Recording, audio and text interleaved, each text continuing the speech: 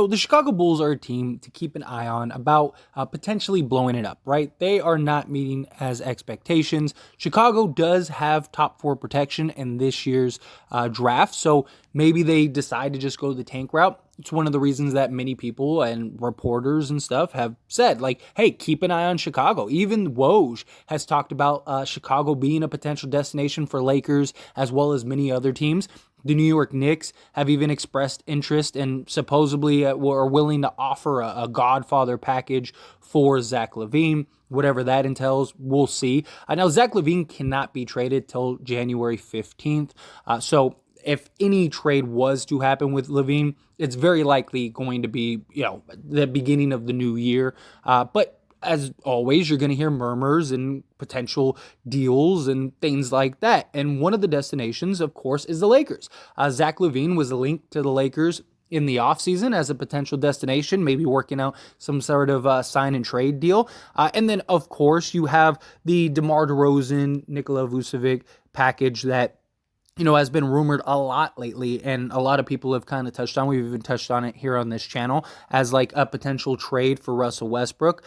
But as great as this package would be, the question is like, should the Lakers go and take a look at Zach Lavine and try to push for Zach Lavine? Now, obviously, the New York Knicks, they could put together a better package. They just have a treasure trove of draft picks and stuff like that. And Zach Lavine would very likely entail a lot more of a bidding war for his talents than like a DeMar DeRozan, primarily because of age. DeMar DeRozan is great and all that stuff, and I think he could fit nicely with the Lakers. There are some questions about fit, but he would be a guy that could, take a lot of the pressure off of LeBron and Anthony Davis, as well as be a closer, which the Lakers could really, really use, somebody that can close down the stretch. Things like that. If you get Nikola Vucevic, then on top of that, you get a center that can space the floor. He's not the greatest defender, but he's a big body that can hold his own down low. You still have Anthony Davis. Maybe you have him even come off the bench to alleviate Anthony Davis. I mean, he is expiring. He would be sort of more just an add-on than like the main target. The main target would be DeMar DeRozan. Also, this deal, the Lakers might not have to give up both firsts because, I mean, how many teams have the assets and salaries to go and trade for DeMar DeRozan without like dismantling their team? And on top of that, how many teams have assets that would be enticing to the Bulls, right? And yes, the Lakers draft picks are, years away, but there is potential that their lottery picks, you're moving off of DeRozan's salary. That's one of the reasons why there's a lot of like indication that like, hey, Chicago might end up trading DeMar DeRozan to Lakers. We know DeMar wants to go to Lakers. Every opportunity he has had, he has mentioned the Lakers. And he said himself, he thought the deal was done and that he was originally going to LA. So this would kind of be a way for him to finally get back there. I think more than anything, he would probably push. Like if Chicago went to him and were like, hey, we want to trade you, I have pretty high confidence that DeMar would try to push for LA, that he would try to work out a deal for LA. But if you have an opportunity to get Zach Lavine, I feel like you got to, right? Like you got to at least do your due diligence and ask. And Zach Lavine is a player that he might even say, like, I want to go to the Lakers, right?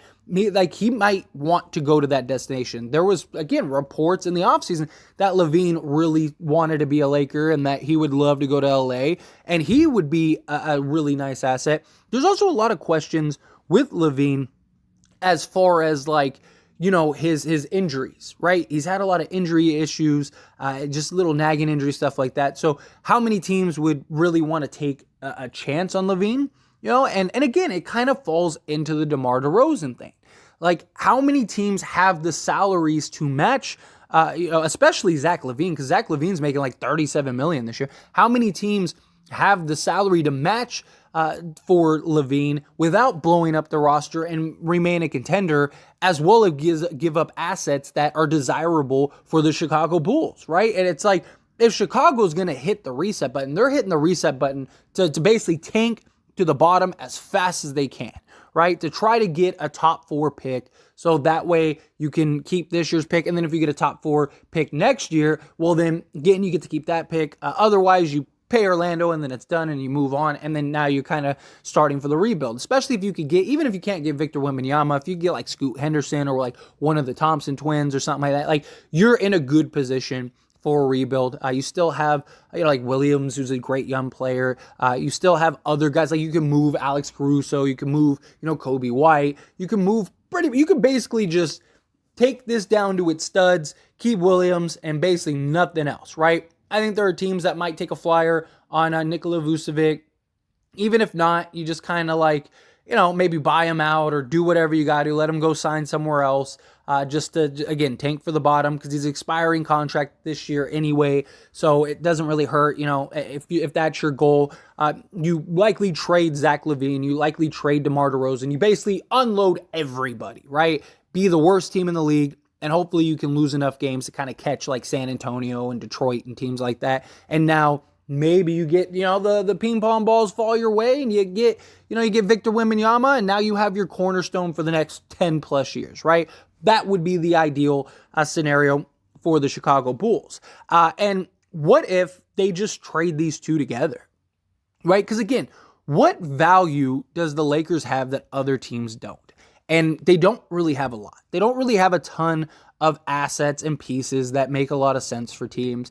Even the draft picks, a lot of teams want those picks because they believe like once LeBron leaves, the Lakers are going to be terrible. I mean, the Lakers are terrible now. What are they going to be when LeBron isn't there and Anthony Davis isn't there? And, this team is basically just a bunch of random thrown, taped together pieces. So that's kind of why teams are looking at that. And maybe Chicago could be looking at that too. Like, hey, we could tank, go for the bottom this year. Maybe we go and 5 years from now, we get the Lakers picks. Hopefully we're a better team. We're a team that's at least in the playoffs.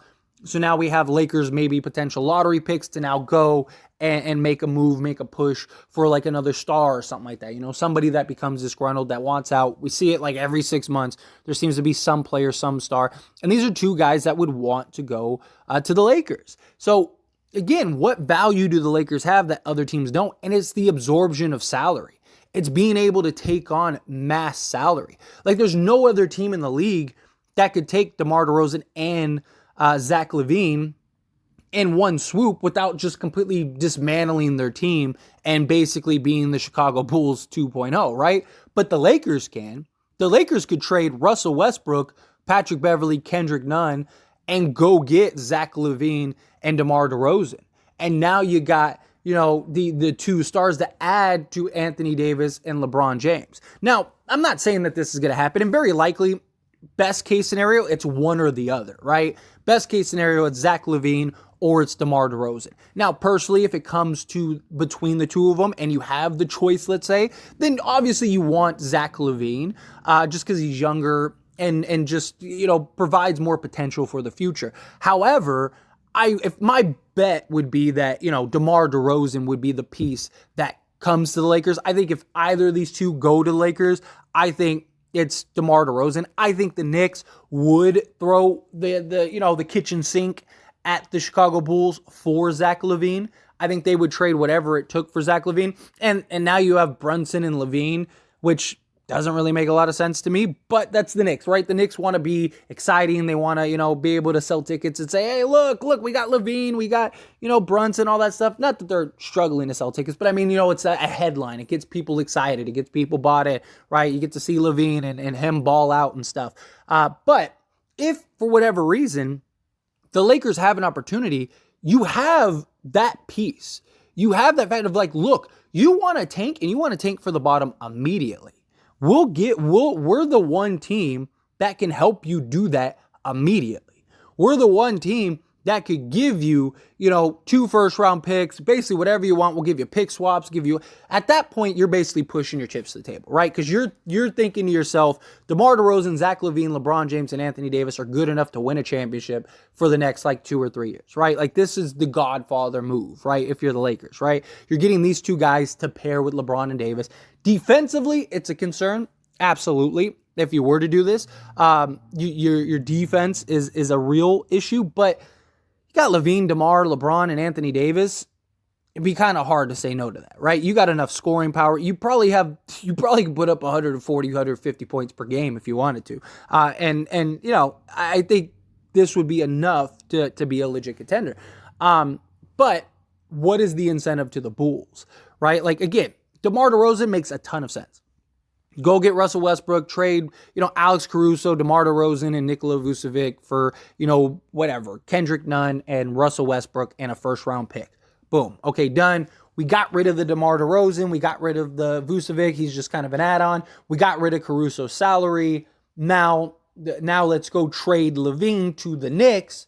Get, the Godfather package from the Knicks. The Knicks would probably give, 6, 7 draft picks, whatever players they want. They'd probably give up, you could probably go take your pick. I don't think they could trade Barrett this year, but outside of him, basically you go get any player you want. Take your pick, and he's yours, right? So and if you can trade Barrett, then yeah, you get Barrett too, and now you have Barrett and Williams, and, you got all these picks. But the Lakers, again, it comes down to what does Chicago desire most. Again, I'm not saying that this will happen. I'm not saying it's likely to happen. I'm not saying anything. Again, it's very likely going to be one or the other, more so DeMar rather than Lavine. But Lavine is, you also got to understand that it comes to what the players want, right? We live in a player-driven league. If Lavine's like, I want to be a Laker, I don't want to go play with the Knicks and they're a bad team, I don't want to go over here, then maybe you have a real opportunity to get Zach Lavine, right? Same thing with DeMar. Or what if two of them talk together and they go, hey, let's go to the Lakers together. Got LeBron, you got Davis. And then even after LeBron leaves, you still have Lavine, Davis, and DeMar DeRozan, right? That's pretty good, trio to have. And then you're just kind of filling in pieces after LeBron leaves. So it would just come down to what does Chicago want? Does Chicago want a treasure trove of picks that may or may not amount to anything? Or do they want, to be able to free up all of that salary space? Because that's the thing, too. They're going to have to take on long-term salary from the Knicks, right? Any other deal is going to require the Bulls to take on long-term salary. But the Lakers doesn't. The Lakers, you get a clear board wipe. So what do they value more? Do they value the financial freedom and maybe being able to rebuild and retool and build a new team?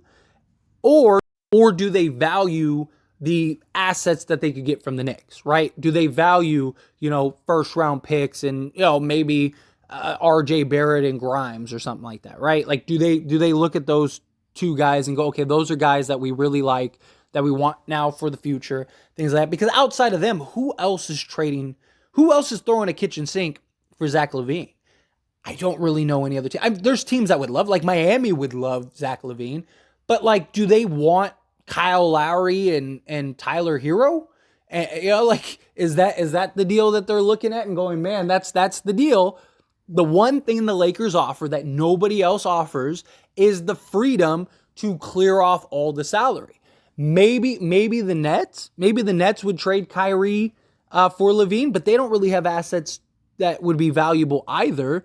And the Bulls, why would they would want Kyrie just to buy him out? Like, what team could put together a real package that makes sense for the Bulls that doesn't require the Bulls to take on long-term salary that doesn't make sense for the Bulls? The Lakers do. The Lakers offer that. The Lakers can say, hey, we don't have the draft picks that all these teams have, but what we do have is we do have the ability to basically just clean your board. Basically get rid of all of your long-term salary. You have a clean break. You're a tanking team. And now you can go get your assets and you have all the cap space in the world now to go whatever direction you want. Maybe try to go get some free agents, maybe entice some superstars, whatever. If you land Victor Wembanyama, then it was all worth it, right? Now you got Victor Wembanyama and $100 million in cap space. It's perfect, right? So it just comes down to what does Chicago looking for? What does Chicago want? Would they want the cap flexibility? Or would they want the assets from the Knicks? Just something to think about. It's just an idea. Again, don't take it to not something that I think happens by any means. I do think DeMar is a real possibility, but I don't think that they'd be able to get both of them together. But would you even want them together? That's something else, So again, as always, I pass a question on you. Let me know your thoughts and opinions down in the comment section below. Would you want Zach Lavine and DeMar DeRozan together? Again, you'd have to trade Patrick Beverley, Kendrick Nunn, Russell Westbrook. That gets you the money for both of them. It's almost perfect. It's like $1 million difference. So, but with that, you basically could land these two guys for those three guys. Is that something you'd want to do? Do you think no, not enough defense? However you feel, whatever your thoughts are, good, bad, ugly, somewhere in between. Let me know down in the comment section below.